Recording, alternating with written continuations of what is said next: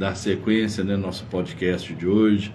Esse é assunto muito delicado que nós precisamos muito ouvir, né? Que nós estamos passando pela essa Semana Nacional de Combate ao Alcoolismo. Nós estamos aqui com um bate-papo aqui com o nosso irmão Everton, né, o coordenador diocesano da Pastoral da Sobriedade, e que nós vamos agora dar início agora sobre a importância da família, né, no tratamento, a importância da família, né, que ontem a gente ouviu uma pessoa relatando, né, a realidade da vida dele, a gente viu o tanto que a esposa dele lutou junto com ele. Então agora nós vamos ouvir, né, de uma forma, de um olhar, né, de fora, de uma pessoa olhando de fora para a família, uma pessoa assim para poder tentar, porque nós não somos ninguém para conseguir aquilo que Deus conseguiu, mas nós estamos aqui para tentar abrir um leque, abrir um caminho para mostrar para você que não importa o tantos anos que você está aí afundado no alcoolismo, né? Lembra de Santo Agostinho, que nós falamos ontem, foi 30 anos da mãe dele orando por ele, e ela nunca desistiu, e um dia ela conseguiu. Então vamos agora, né, passar para o nosso irmão Everton. Fala aí, Everton, para nós aí, né, qual que é o papel fundamental, né, da família nesse processo de libertação do dependente. Então, o papel da família é muito importante, tendo em vista que a família é o local de sociabilidade do dependente, né? Então ali foi aonde o dependente é onde ele convive. E a família, para além de ser um apoio no tratamento, né, de ajudar aquele dependente a se libertar, né, da dependência, a família também precisa de ajuda. Que na maioria dos casos a família também adoece com o dependente, né? Ela se torna doente da doença do dependente. Então a gente trata o familiar como codependente. Ele tem uma participação na dependência do dependente. E ela precisa também de ser tratada, ela precisa ser orientada, ela precisa ser acompanhada, né? Para que ela possa ajudar o dependente, que vamos dizer assim, é o ator, é o polo ativo, né, daquela dependência, a se libertar.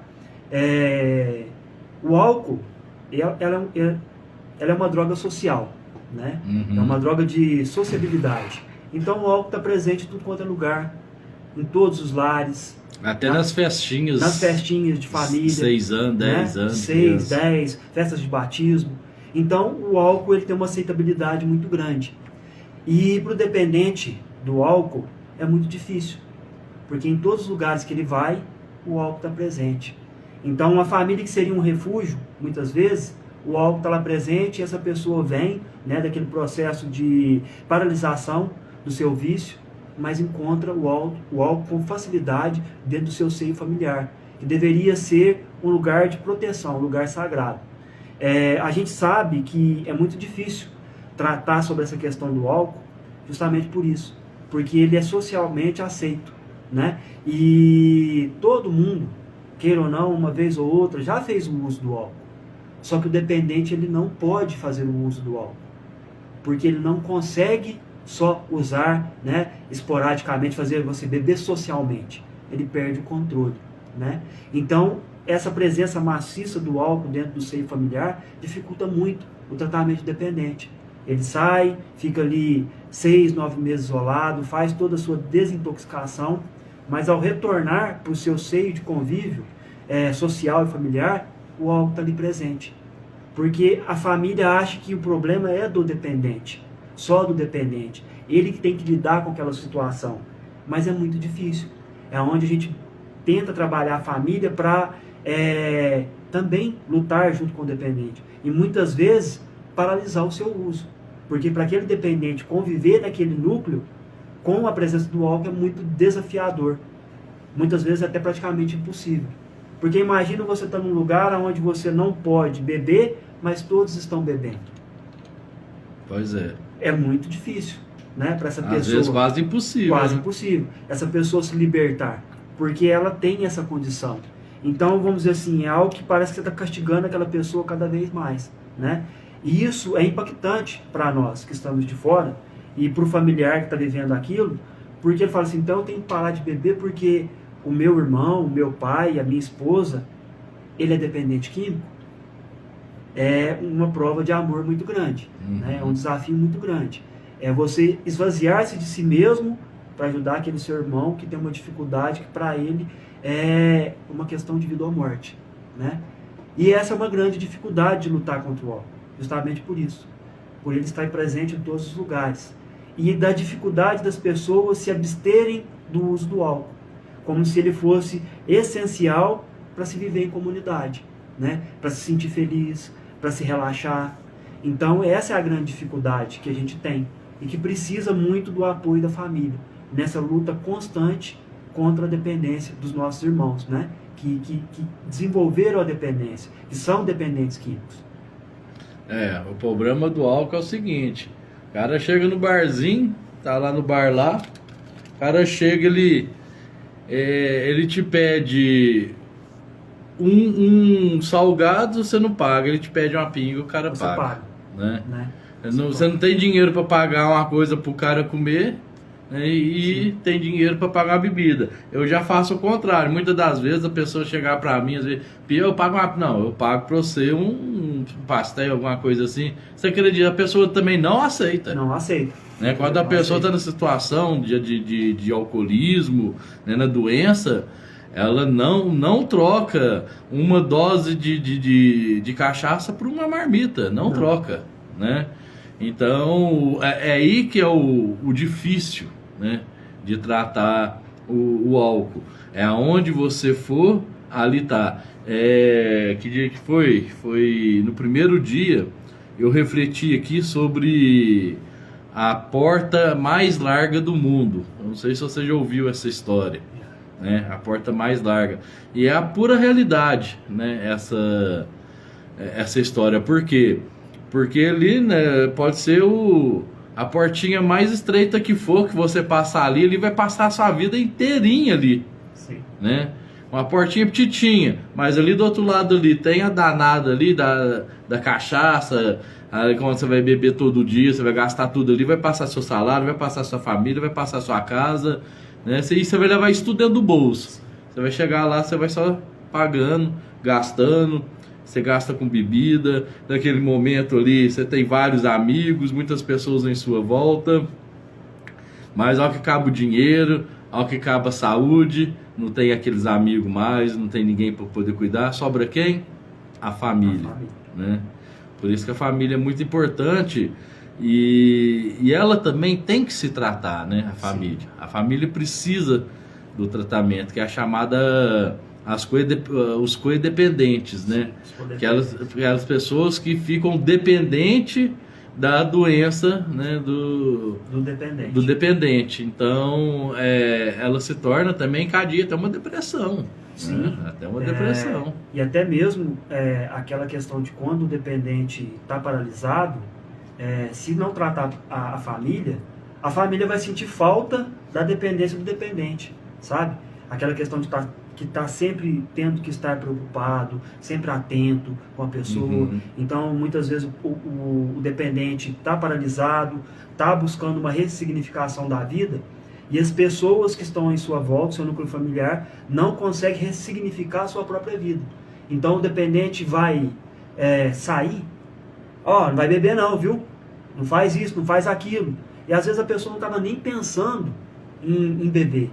Estava com outro pensamento, mas a pessoa já está tão adoecida com aqueles fatos que aconteceram, que a primeira resposta que ela tem é de tentar alertar para aquela pessoa, o dependente paralisado, para não fazer uso, né? Porque você sabe o que acontece quando você bebe, e é isso e aquilo, e vai voltando tudo à tona, você vai relembrando, martirizando o dependente, tudo aquilo que ele fez, que o envergonha, que o machuca, que o fere, e ele vai revivendo aquilo, e ele acaba fazendo uso. Uso novamente. Faz o uso novamente, não consegue controlar e vai aumentando e volta àquela rotina que adoece de novo a família. Então se torna, né, tem certeza que todo mundo já ouviu essa palavra, um círculo vicioso, né? Uhum. E a gente precisa quebrar esse círculo.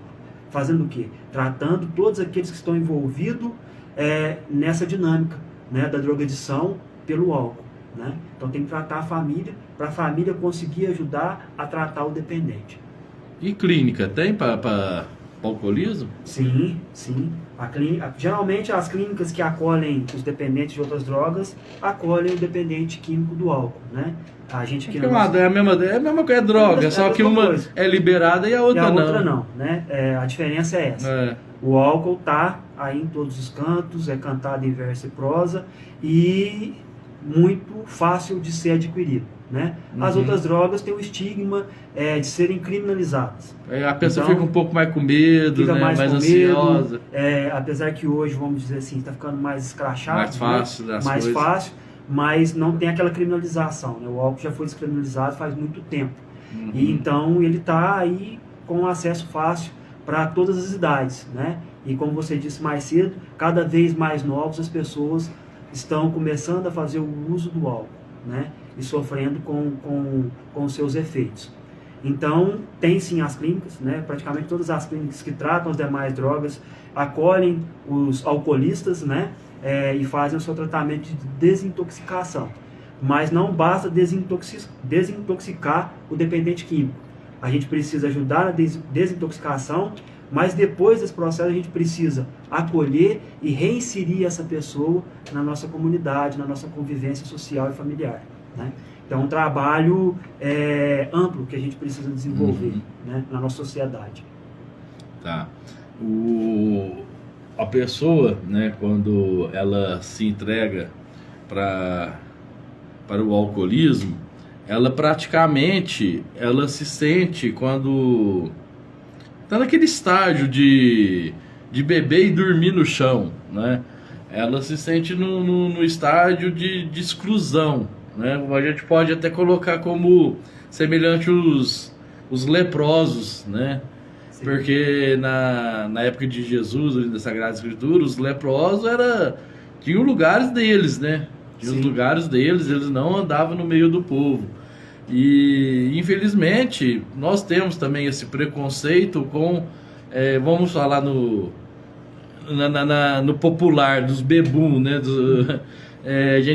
As pessoas ficam com medo, com anseio de chegar perto, porque tá fedendo, porque tá isso. Então a gente pode assemelhar um pouco com isso. E Jesus, ele esteve sempre junto com os leprosos. Então a gente pode frisar aqui, você aí que está se sentindo nessa situação de leproso, nessa situação que ninguém gosta de você, por isso que você bebe, por isso que você enche a cara, você não tem mais nada o que perder. Essa é a frase que eu acho que mais faz a pessoa se aprofundar no alcoolismo. Não tem mais nada o que perder. Família já não tá nem aí pra mim, meus filhos já não me ligam mais pra mim, então eu já não tenho mais nada o que perder e vou encher a cara. E é bom a gente lembrar para essas pessoas que mesmo assim elas são amadas por Deus, né? Porque Jesus caminhava com os leprosos, com as prostitutas. Jesus, ele andava junto com as pessoas que precisavam dele. E eu acho que muitas das vezes a pessoa vai perdendo a fé e vai perdendo isso, né? Esse porto seguro, porque Deus é um porto seguro na nossa vida. Então, quando a pessoa está lá no seu momento do álcool, que não está pensando em mais nada, não está querendo mais nada, esquece também deste amor. Então, às vezes tem uma pessoa aí que está aí lutando aí pelo alcoolismo, não está conseguindo. Qual que é a mensagem? Qual que é a mensagem que a gente pode deixar, né, para essa pessoa que se sente... Podemos passar para essas pessoas, né? Porque é muita gente também desejando mal, é muita gente nos desanimando, falando que não, você não vai dar conta, para que lutar? Não, você já tá velho, bebe até morrer, não luta mais não. Você é um cachaceiro, você não tem mais jeito, não tem mais volta. Mas eu acho assim, aquele que conhece realmente a misericórdia de Deus, né, sabe que tem volta. Então eu vou deixar esses minutinhos aqui que nós temos aqui, ainda tem 10 minutinhos, livre, né, para você deixar um conselho, para você falar, né, o que Deus toca no seu coração nesse momento, porque rádio é assim, é um improviso, né? A gente vive de improviso aqui, então dá o seu recado aí para essas pessoas que estão lutando, para essas pessoas que não querem lutar também. Dá aí a mensagem, o recado que Deus te trouxe aqui nessa noite. Vamos lá então. O álcool é um problema de todos, não só da turminha que fica na pracinha, né? Toda cidade, seja do interior, seja capital, tem a sua pracinha onde tem os bebuns, vamos dizer assim.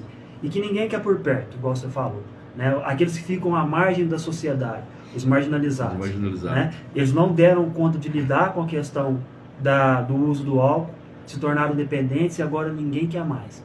Porque na verdade o álcool é aceito em todas as casas, a maioria da população consome o álcool, mas quando um dos nossos irmãos perde o controle e não consegue mais lidar com o álcool, ele é descartado, né? E muitas vezes ele mesmo se descarta da sociedade. Falar para esses nossos irmãos que eles sim têm condição de se libertarem, né, dessa dependência. É difícil? É muito difícil, é desafiador, né? Porque a dependência é algo para a vida toda, mas que eles são muito amados por Deus e por nós, né? Nós também amamos esses nossos irmãos e queremos lutar para resgatá-los, porque a vida deles também importa. A vida deles são importantes. É importante para nós, né? E a gente precisa lutar para resgatar esse irmão. Porque Deus ama muito esse nosso irmão que está nessa condição. O nosso irmão que está na condição de alcoolista, ele não é um alcoólatra. Ele não é aquilo que ele aparenta ser. Ele é muito mais. A dignidade está ali. Por mais que ele, por algum momento, esqueceu, por alguma circunstância da vida, ele se encontrou naquele caminho, ainda há a possibilidade dele se reencontrar, de resgatar. Ele precisa de ajuda. E ele precisa se autoajudar, né? Admitir essa condição de vida que ele tem hoje e começar a caminhar, né? A gente tem os grupos de autoajuda para receber esses nossos irmãos e serão muito bem recebidos, serão acolhidos, serão amados, mas precisa do primeiro passo, né? O admitir, o levantar e começar a andar.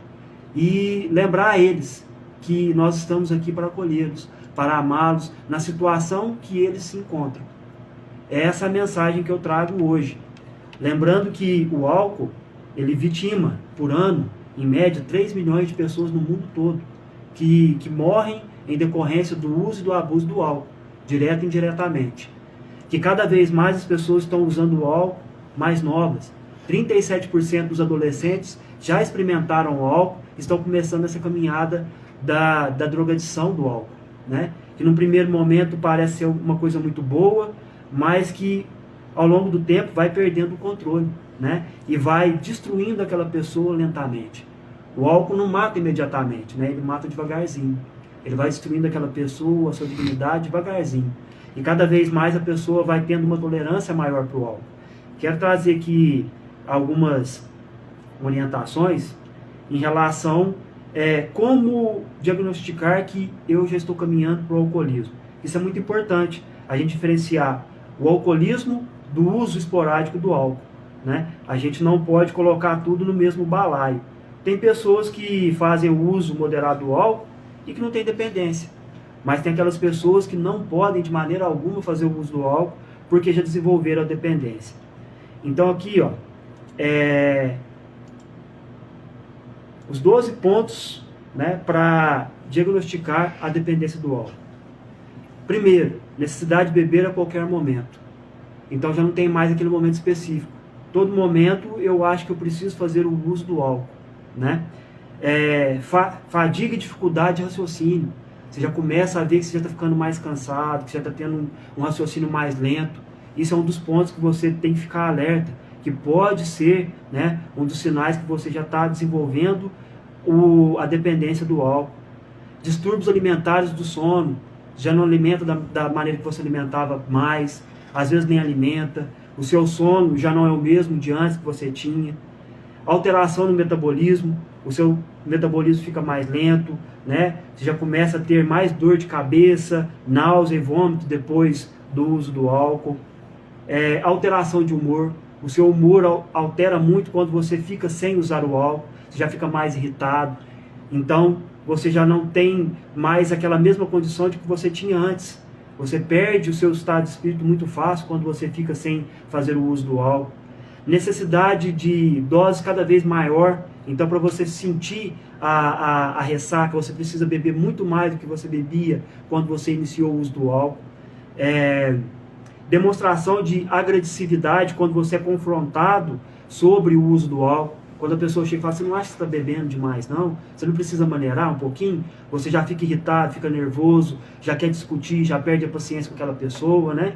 Isso é um dos sintomas também que você pode estar demonstrando já a dependência do álcool. O sentimento de culpa. Não, mas por que eu bebi daquela forma, naquele dia? Quando você termina de fazer o uso do álcool, você já sente culpa de ter feito o uso do álcool. E o alcoolismo funcional.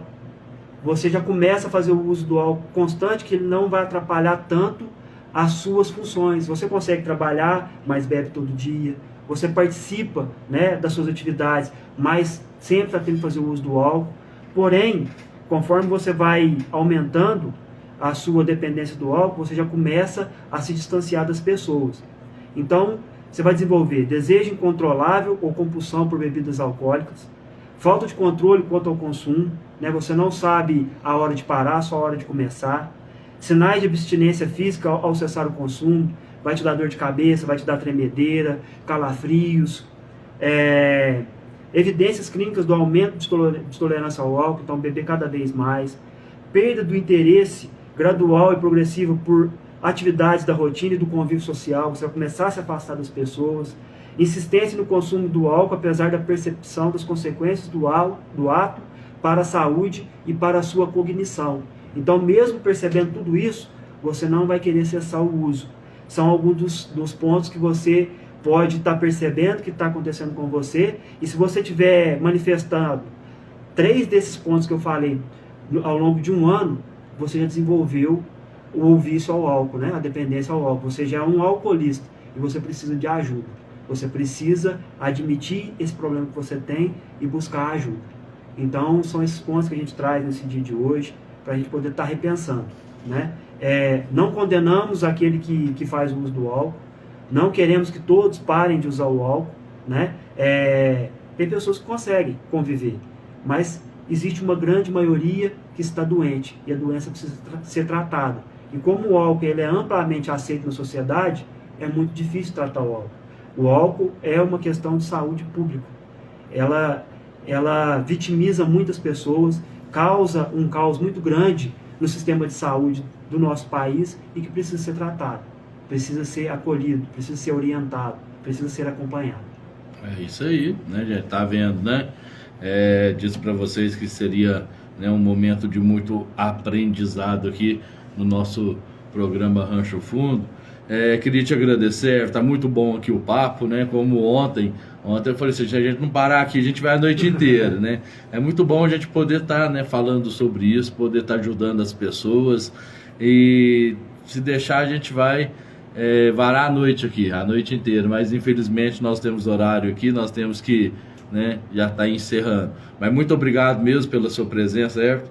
Pode ter certeza que foi de grande valia. Tenho certeza que muitas pessoas hoje vão enxergar, né, o alcoolismo de uma maneira diferente.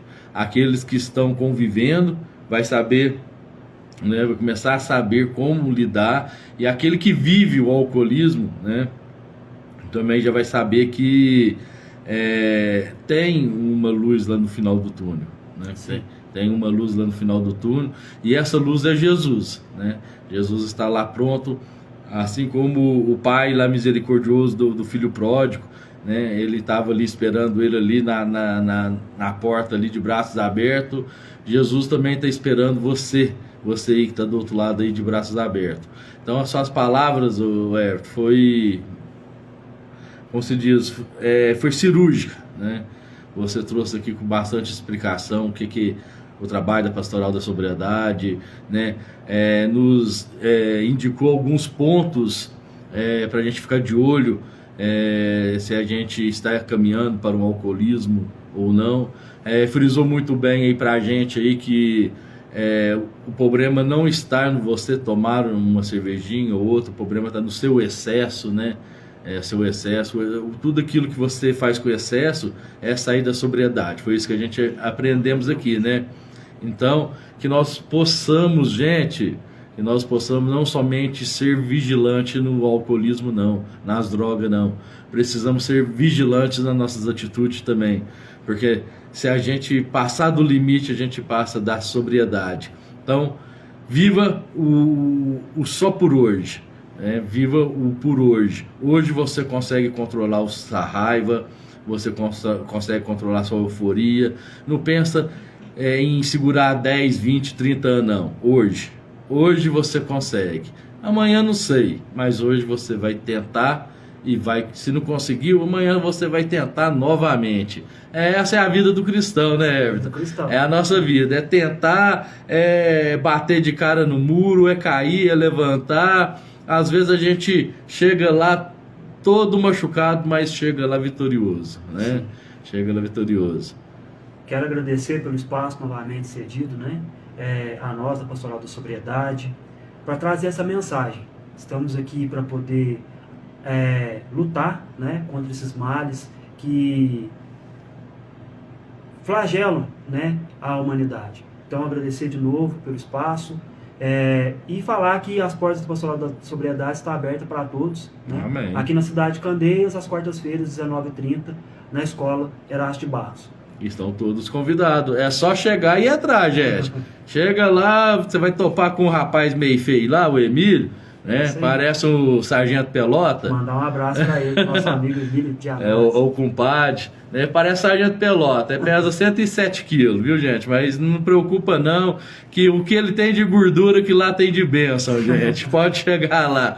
Então, muito obrigado a você, ouvinte da 106,9. Obrigado você do Instagram. Obrigado você que vai nos ouvir pelo YouTube. Deus abençoe cada um de vocês. Até amanhã, se Deus assim permitir. Fui!